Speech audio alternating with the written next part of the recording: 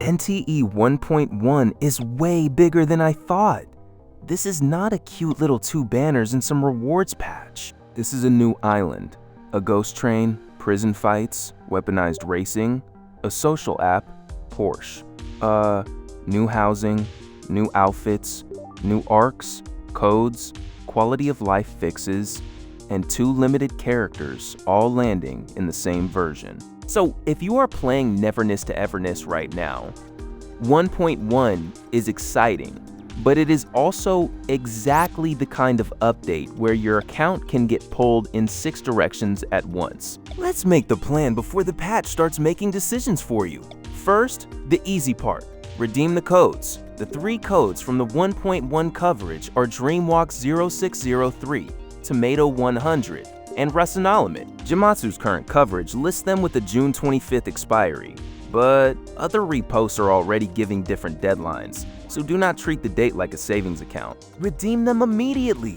Check your mailbox and verify the expiry inside the game if it shows one. Now, the actual update.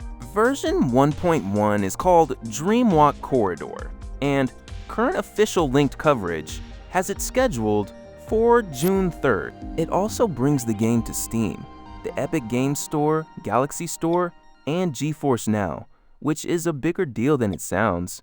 That makes 1.1 feel like a second launch window. Existing players are deciding where to spend, while new players are about to see the game again with more platforms and a louder feature list. And that feature list starts with the new area. Sunward Island is the big scenery shift.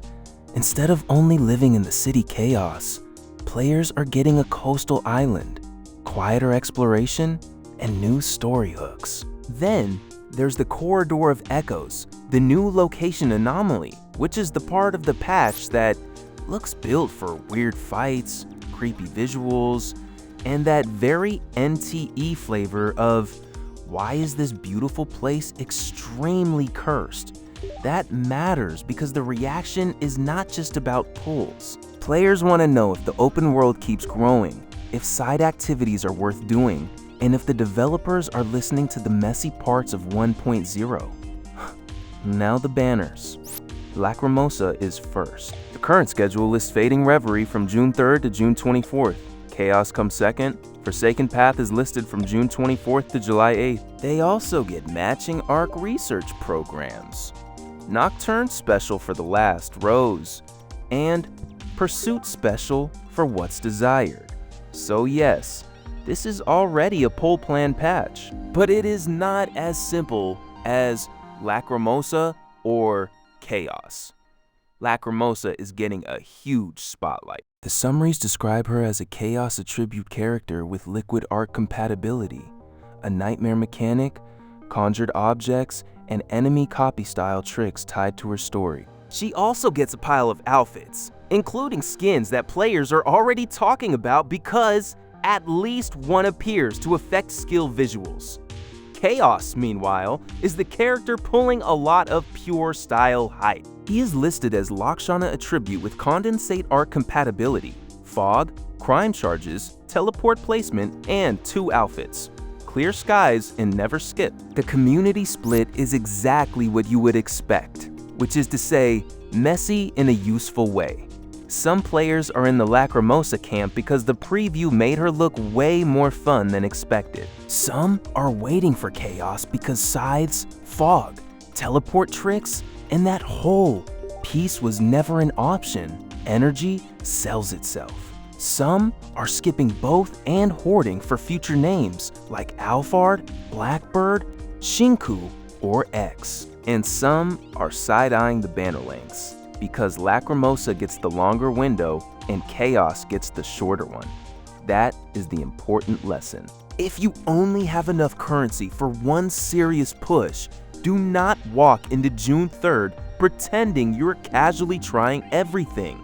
Pick your priority now. Then let real testing decide whether you actually commit. And if you're still tempted by HOTORI, this is the awkward moment. If you love HOTORI, great. Roll for characters you actually like. But if you are spending because the board is close, remember that Lacrimosa starts as soon as the update opens. That is how Gacha games get people. Not with one giant mistake, with 5 small decisions that all felt reasonable at the time. Now we need to talk about the shiny object in the room. The Porsche collab is ridiculous in the best way. A Porsche 918 Spyder in an anime supernatural city game is exactly the kind of thing that makes people stop scrolling. The update also includes Pegasus Residence, the new property with the car elevator, plus collaboration outfits for the Praiser. But this is also the spending trap section. Current coverage says the Porsche vehicle and collab outfits are tied to polls in a limited time event, and players can choose whether to spend analyth or funds. That is the line that matters. Do not look at the trailer and mentally file it under bonus reward. Wait for the in-game board. Check the rules. Check the currency. Check whether the thing you want is direct, random, milestone-based, or hiding behind more roles than the trailer makes it feel. Because emotionally, a car can absolutely compete with a character. Even if the currencies do not work exactly the same way, the pressure is the same. You log in, see Lacrimosa, see Chaos coming next, see a Porsche, see a house, see skins, see events, and suddenly your careful plan is gone. So the first week rule is simple. Characters first, board rules second. Porsche after you know the math. And 1.1 is still not done, which is where this patch starts feeling a little unhinged. Bagel is basically getting a social app arc, post images, farm engagement, spend that attention at the bagel shop, cute, probably weirdly addictive. Extremely NTE. Fight Club is prison brawling after the Tornado Gang setup, with solo play and matchmaking in the summaries. Between banners and beach exploration, the patch is also saying, go scrap in prison for rewards. Underground Circuit goes even louder. Scramble for a ride, pick up weapon crates, manage durability, repair damage, and ruin first place with armed cars. Then the event board keeps going. Missed Pursuit, the Debt Collector Anomaly Pilgrimage, What's Baking, Sunward Travelogue, The Long Dream, the Ghost Train event, Funds Rush, Hunter's Crucible, Fight Championship, and Pixel Surge. That is not a small seasonal checklist. That is beach vacation, haunted train, social posting, prison fights, armed racing, and currency chores in one version. And then we get to the quality of life section, which might secretly be the real headline for anyone who bounced off 1.0. Taito Mute got community applause immediately, because sometimes the most exciting patch note is the one that finally lets you turn a voice down. But it keeps going. Story skip summaries, faster dialogue, better vehicle handling, vehicle auto drive, third-person camera height adjustment, phone customization, portable player repeat, and volume controls. New fast travel points, critical dodge tuning, better skill queuing, housing fixes, bystanders reacting to selfies, cheese highlighting collectibles in Pink Paw's heist, plus improvements for Tetraminos, Little Sparrow Cosmetics, Super Sound, owner selection, and the Cafe Auto restock toggle. That is not the sexy trailer line, but veteran players should watch it. NTE 1.1 is trying to make the game smoother, less annoying, and easier to live in after launch. Hype fades. And that is why I think the patch is worth paying attention to even if you're not pulling immediately. The community mood is not one-note hype. It is hype, suspicion, savings panic, Porsche, curiosity, chaos enthusiasm, lacrimosa temptation, and a lot of please let the quality of life actually feel better. That is a healthier angle than pretending everyone is screaming the same thing. So here is the actual plan. Redeem Dreamwalk 0603 Tomato 100 and RACENOLIMIT now.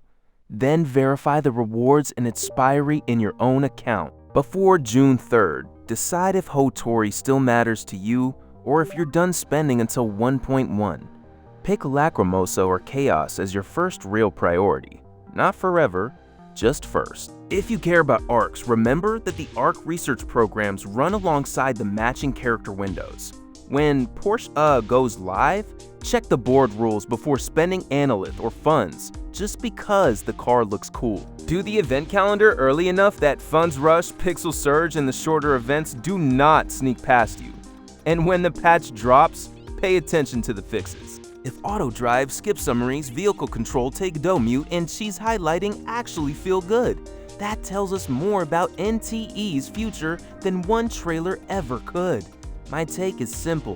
1.1 looks stacked, maybe too stacked. That is exciting, but it means the smartest players are not going to be the ones who click every shiny button on day one. Codes first, plan your banner, read the Porsche rules, then enjoy the chaos.